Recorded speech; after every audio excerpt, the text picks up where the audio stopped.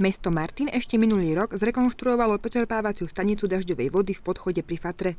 Vymenilo sa zariadenie, ktoré prečerpáva dažďovú vodu zo zbernej šachty v podchode do rieky Turiec. Vo štvrtok sa systém podrobil skúške, ktorej obstál.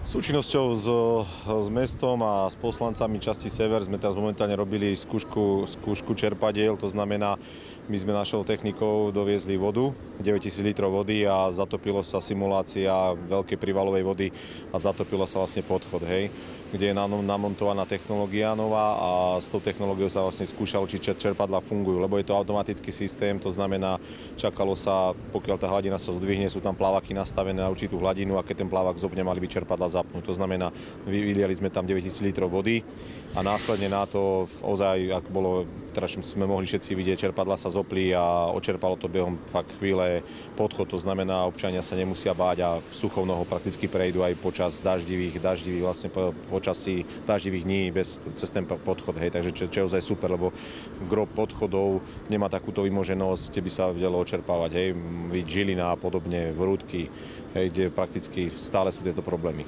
Je vlastne problém to, že ten podchod je nižší ako je koryto rieky.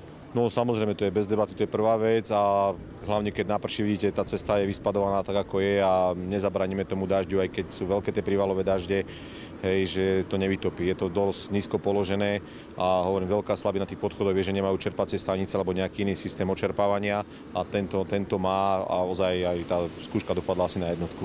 Prečerpanie vody trvalo zhruba 10 minút. Kontrolu systému, ako aj naplnenie podchodu vodou z hasičskej cisterny a následné meranie času jeho vypustenia bude mesto robiť pravidelne každý rok. Stalo sa v minulosti, že tento podchod sa po prívalových dažďoch takto zatopil, nedal sa prejsť?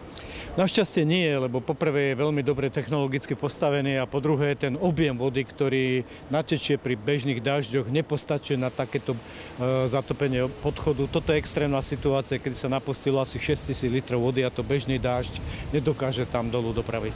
Po tej technologickej časti na takúto väčšiu vodu je to skvele vybavené. Sú tu čerpadlá, sú tu žľaby, takže tá voda naozaj v takom veľkom rozsahu má kade odtekať.